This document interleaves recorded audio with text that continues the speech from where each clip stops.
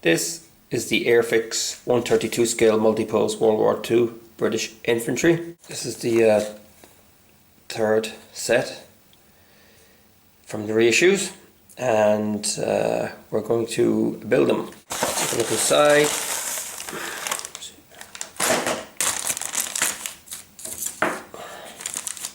See what we got.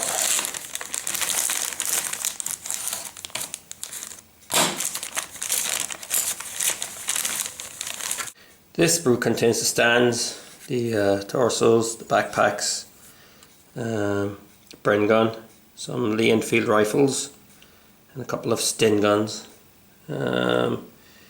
bayonets, grenades, arms. This one has the legs, heads, helmets, binoculars, water canteens. And there's a mortar there as well. So let's begin. Okay, so first up is skin tone, and again, usually skin tone is a type of pink, but it's not really the color that your skin is. So I usually add a little dash of brown to it, tiny little bit. So it looks a bit more natural. And these figures are not dressed in winter clothing, so you could take it that it's summertime, and obviously they would have a bit of a colour in their faces. So faces done. The like I said before, the paints that come with these kits, there's acrylic paints with this, and I don't like them. They're not very good. I found that when they're chalky, and when they dry up, they scratch off very easily. So I'm not too gone on those. So I use my own enamel. The hands are next. And don't worry about getting it on the uniform sleeve, because we'll be overpainting with a darker colour. So get the hands finished before you move on to do the uniform. British uniform in World War II is usually 26 humbrol, apart from 8th Army, which would be a lighter colour. This is just a brand new 10. Luckily I had it, because I never checked my stock, but I had a brand new one in stock. You have to mix these very well, or else you can forget it. You're not going to get a good coat otherwise. So anytime you open a new can of paint, you got to really mix the hell out of it. And when you open one after a few weeks or whatever, you can give it a stir again, but usually it's kind of gooey on the bottom, they settle. So give it a good stir before you continue. Okay, so paint is ready, and we can horse into the torsos with a nice soft big brush, and we will let this dry and go over it again. So nice light coat at the start. And put it on to take it all. It takes too long to dry otherwise. Just get it on. Get it on, bang on. Sorry. Okay, so sleeves are next. Arms, sleeves, whatever you want to call them. They're next. So you get them done.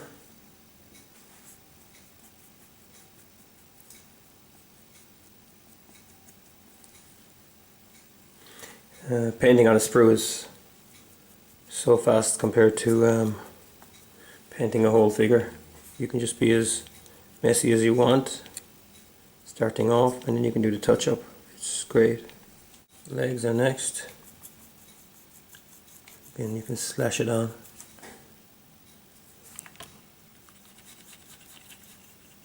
Not too thick though, just get a nice coating. Maybe going over it again.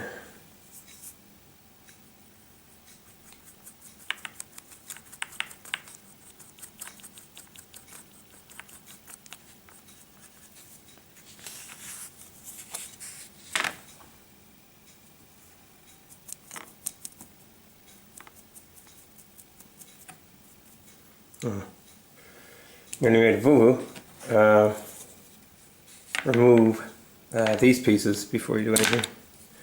The sharp knife, because they'll only cover the paint in patches, so get rid of them before you continue. Large backpacks are going to be a lighter colour, like the webbing.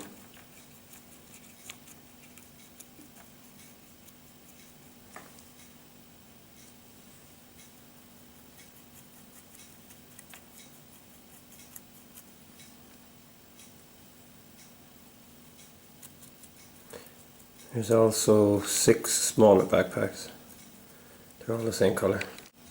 Ammo pouches are all same colour. Helmets, the pea greeny colour. There's a nice selection of helmets. You've got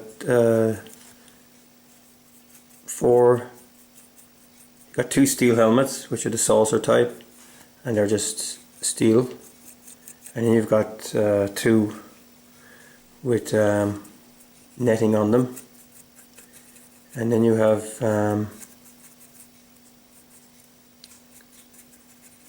2 with netting and leaves, and then there's a newer helmet, and there's also 3 berets, and there's also an officer cap, which is very, very cool. The officer cap is the same as the uniform. I'm not sure if I'm going to use this because none of the men seem to be officers. They're all armed with light machine guns, rifles. There's no guy with a pistol, so I could use the Sting gun guy, I guess. Let's see. The berets are red, which I'm definitely going to use a couple of, because mainly with British Infantry you always have the saucer helmets, and I've got loads of sets with just the basic saucer helmets, so I'm going to definitely use the berets. It's a nice touch. Okay, water canteens are brown, and there's also the webbing on them after when they dry. Lee-Enfield Rifles are brown. We're doing these twice. Got to put the black metal on them as well when they dry.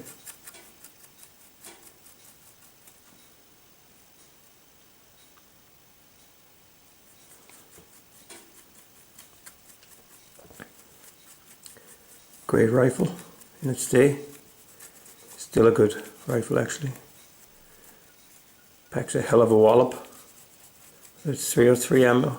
Stin guns are black, and we will metalize them with a little bit of silver once they dry.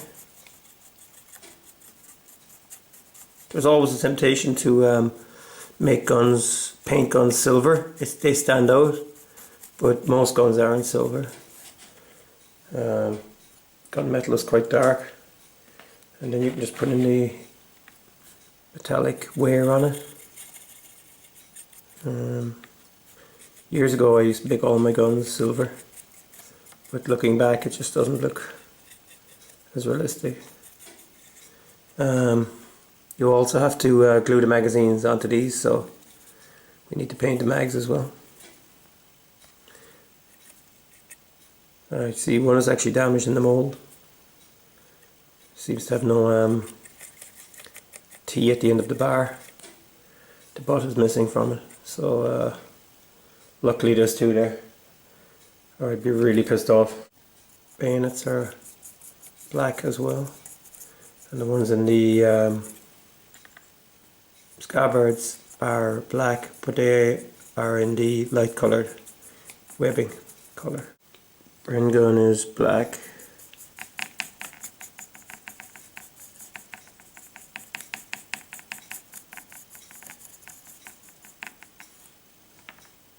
And the grenades, which are British grenades, are called Mills bombs as far as I know.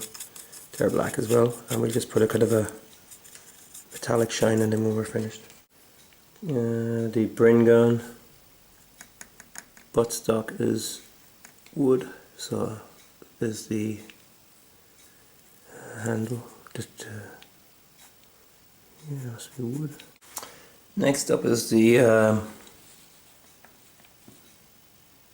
gunmetal parts of the Lee-Enfield Rifles. We must do them.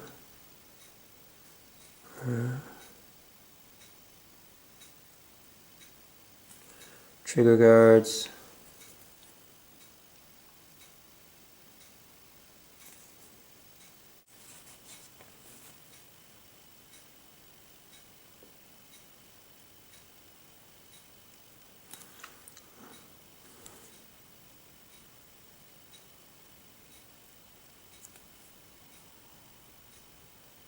Boots,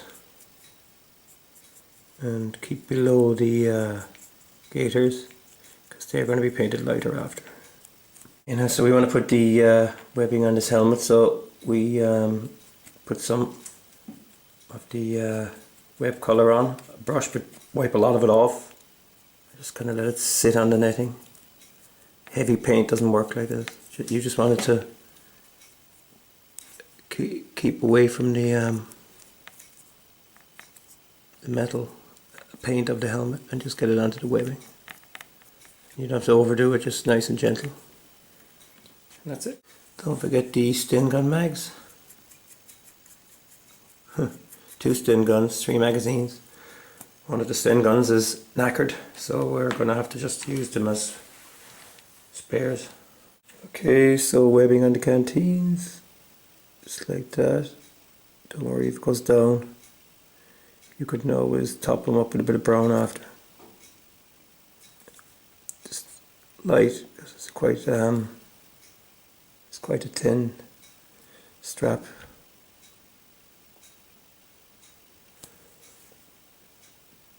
I have to admit I never really knew what this was until now. It's actually a spare muzzle for the Bren gun. Belts and webbing.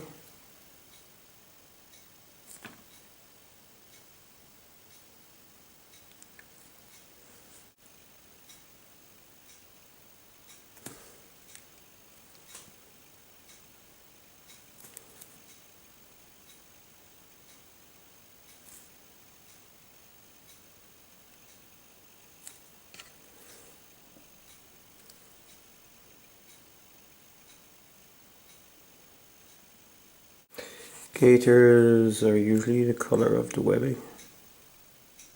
We have to do these twice. It's okay if it gets on the boots because we'll be darkening the boots again when we're finished.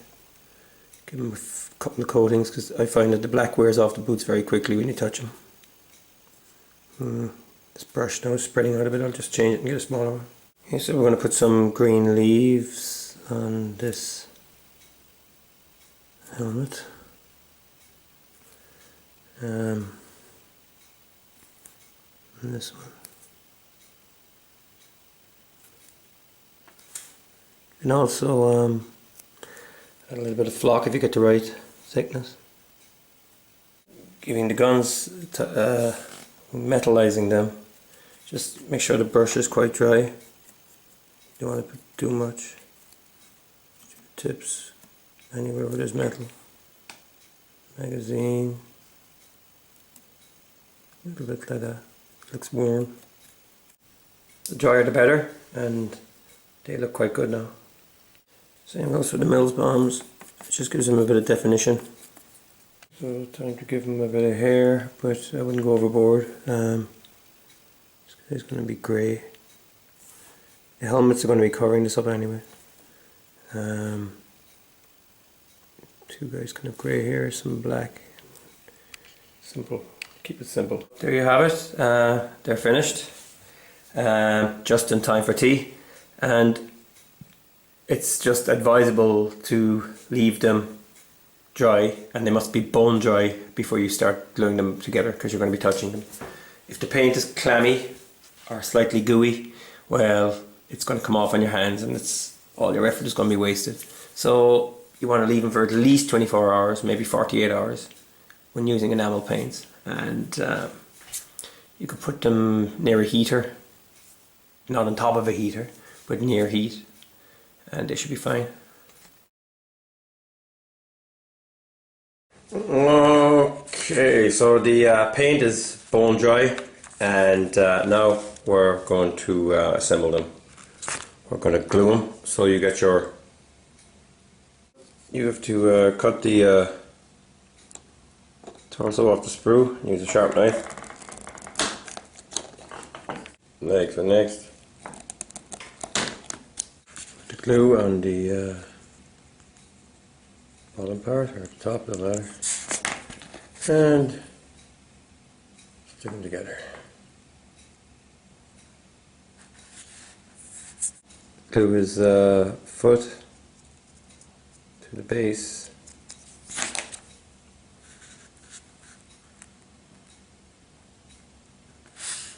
Like that.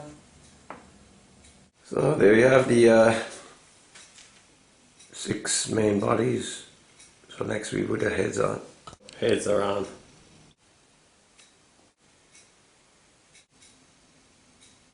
So here they are, all finished. I've even flocked the bases.